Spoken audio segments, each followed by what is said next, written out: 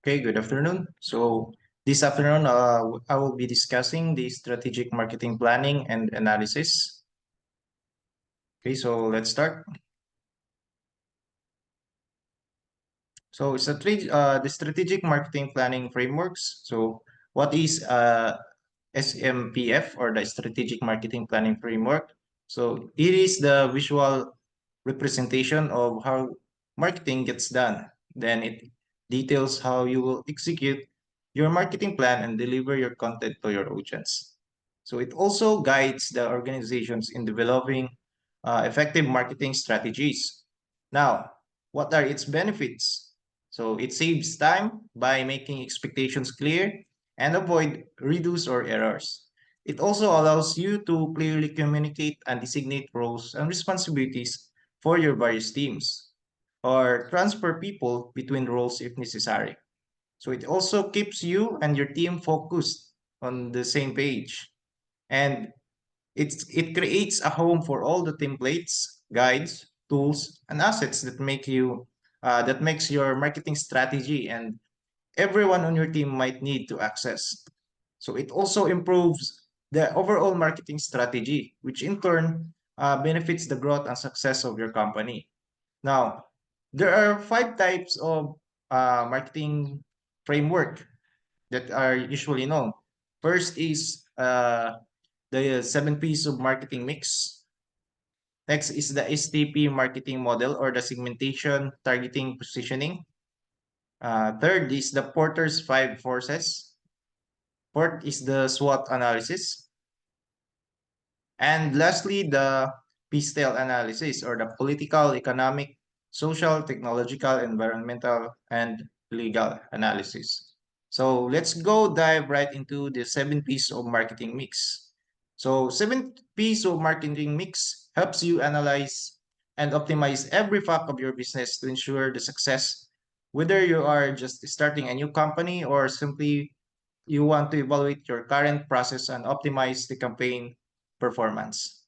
So with this kind of marketing strategy, what you will scrutinize now the products first, the product, what you are selling,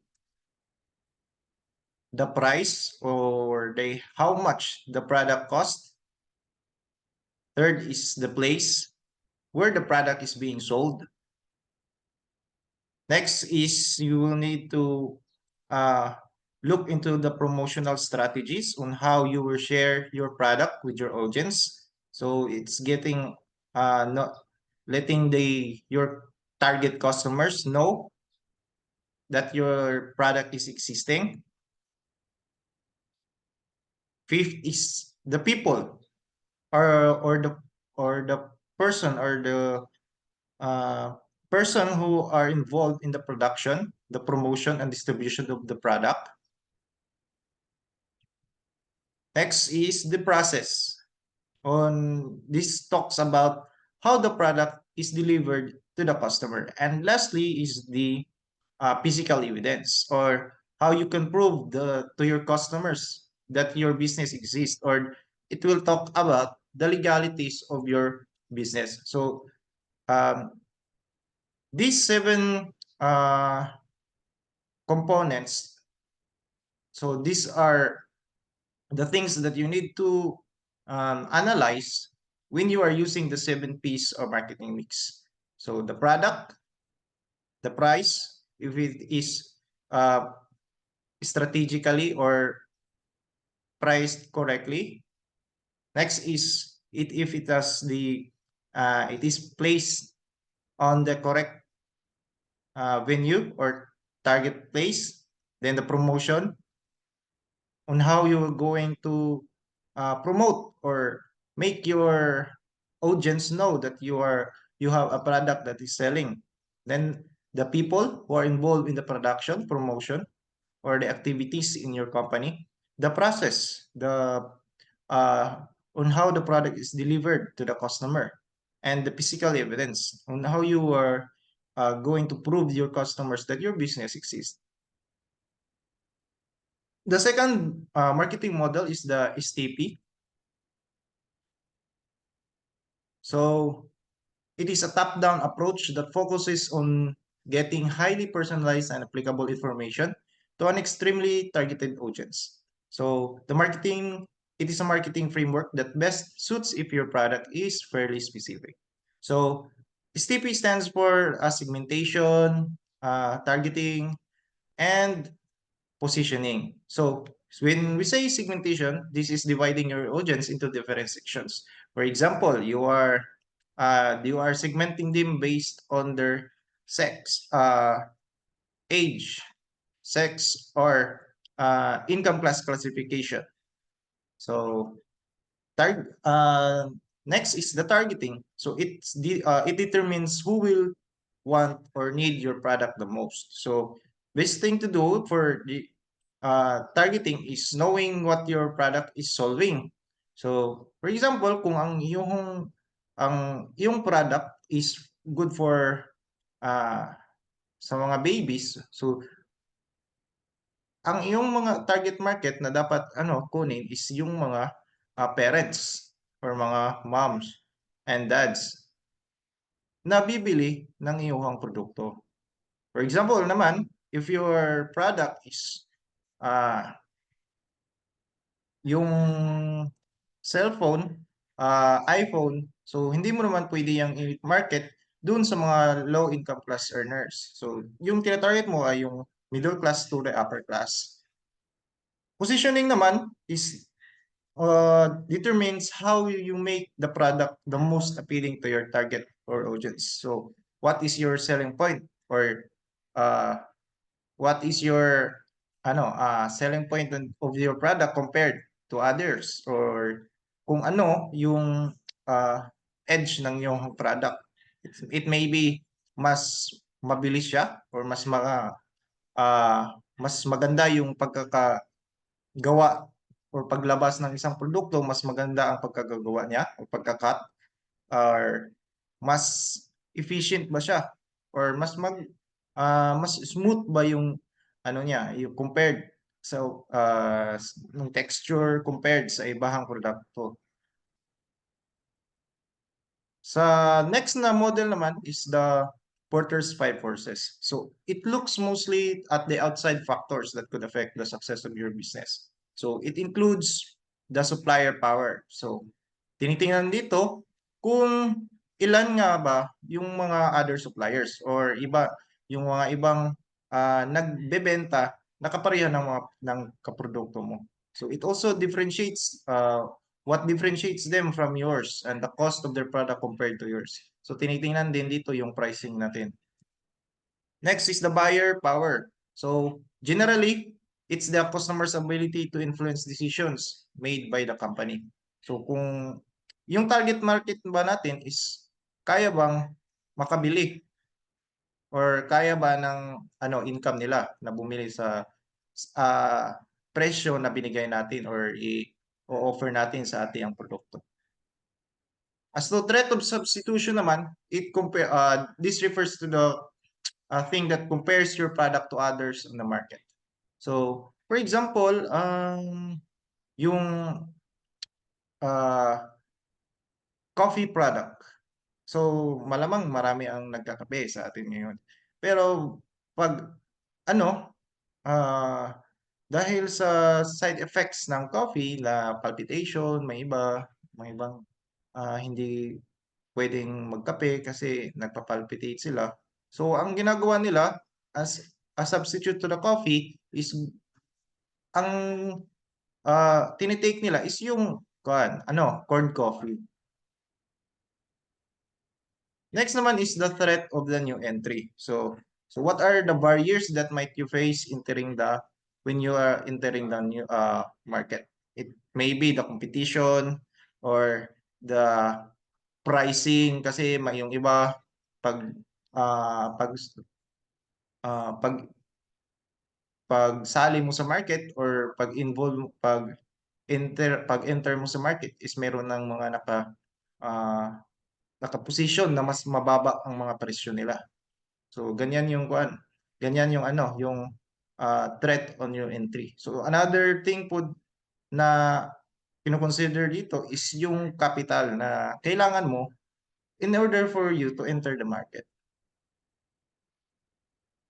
Competitive rivalry. So tinitingnan din dito sa Porter's five forces, those some other outside factors that can affect how your product performs compared to the competition. So tinitingnan kung gaano ba or as to quality, kaya ba makipagsabayan sa mga bigating mga produkto or mga bigating mga brands yung produkto mo.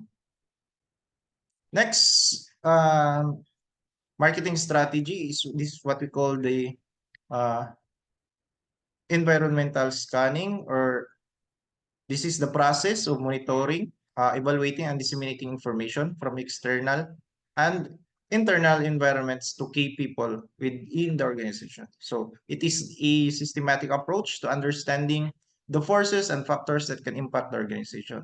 So environmental scanning involves both macro environmental factors or the external and micro environmental factors or the internal.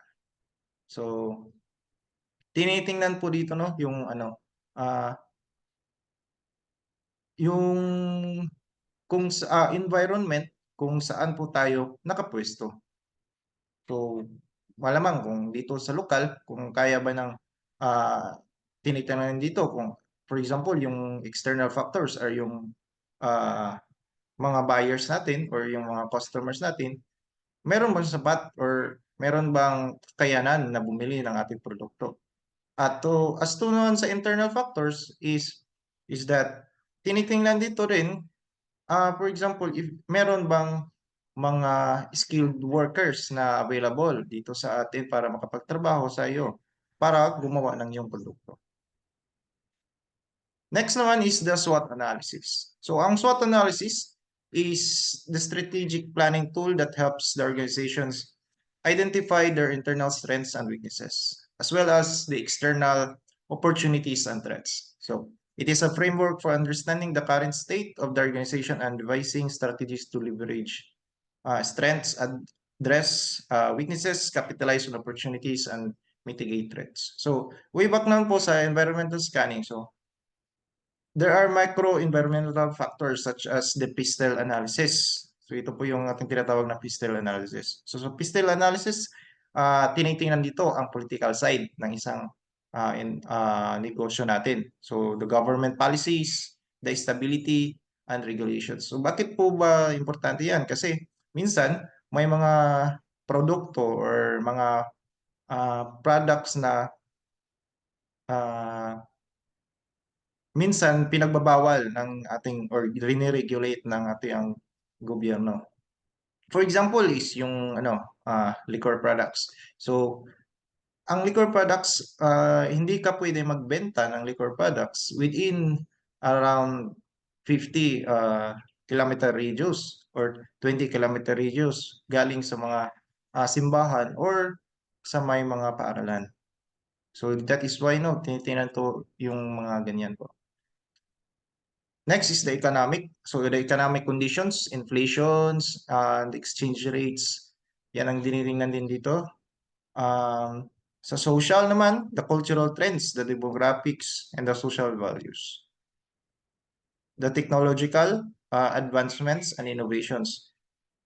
And the environmental sustainability, ecological factors, and the legal. So the laws and regulations affecting the industry. So sa PISTEL analysis, binibigyang diin din o pansin yung mga bagong teknolohiya na present sa ating sa kasalukuyan. Kasi dito makikita natin if yung it will give much difference sa iyong production cost kasi titingnan dito kung efficient pa ba yung mga machines or mga technology na ginagamit mo. Another example for this is yung virgin coconut oil product. Nung una is yung cold press na process is acceptable pa sa ating export market. But now, hindi na pwede kasi dapat naka-centrifugal. Yung gamit mo na technology is naka-centrifuge na siya. Hindi pwede yung cold press lang.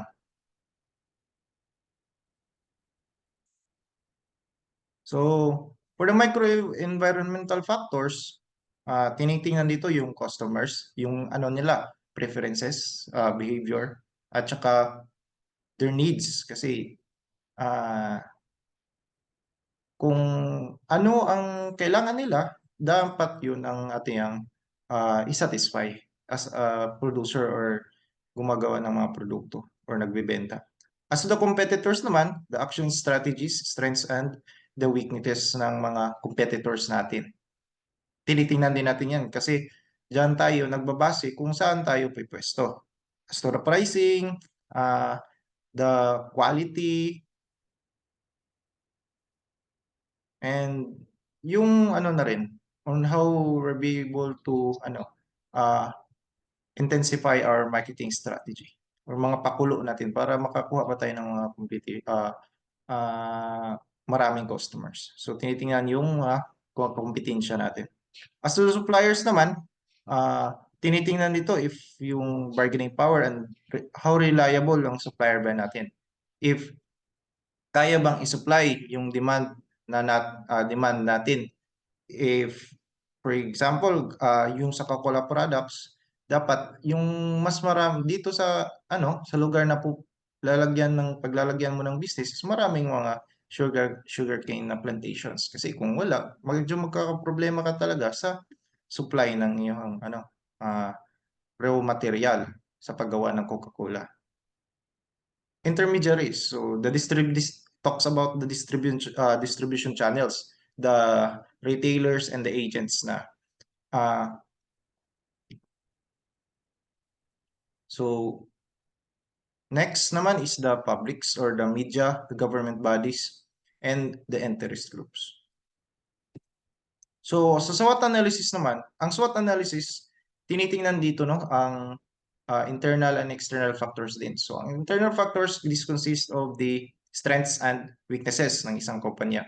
Ang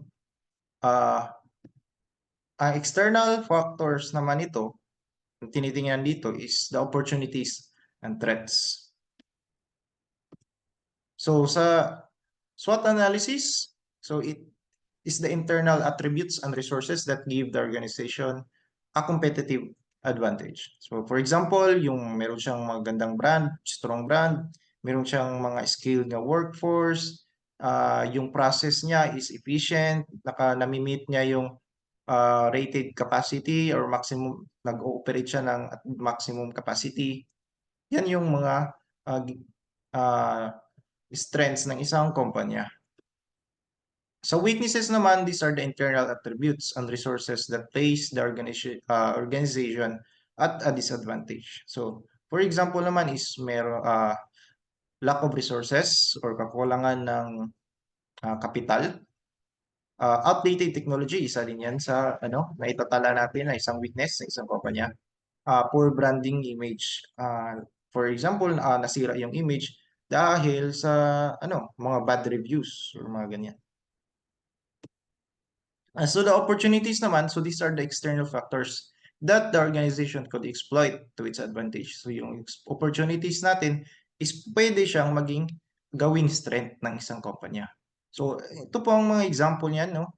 Emerging markets. So yung mga trending na mga needs and wants ng mga bagong what we call that generation ngayon. The technological advancements, yung mga bagong teknolohiya. So even though medyo this will entitle a new cost or additional cost to the company, but in the long run, kung bagong teknolohiya naman yung gagamitin mo, makakasave makakasave ka sa paggawa ng produkto mo, magkaka-cut cost ka niyan, or meron kang we call that, yung acceptable sa market yung bagong ginagamit mo na teknolohiya kasi mayroong iba na inabandon na yung old technology. Then the changing consumer trends. So as to weaknesses naman, these are the external factors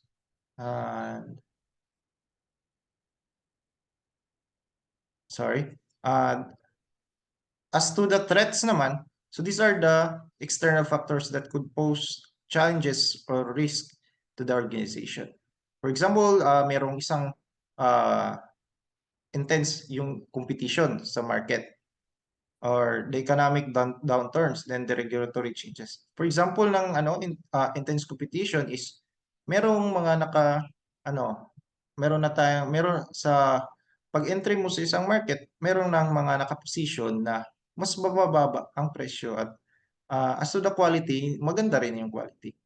As the economic downturns naman, a great example for this is yung recently natin, yung COVID-19. So it was not anticipated, no, hindi natin ginusto yung nangyari, but marami pong mga businesses ang hindi po nakasurvive or nawalan po ng operation kasi kaya doon marami ang hindi maraming mga customers hindi makalabas, ah,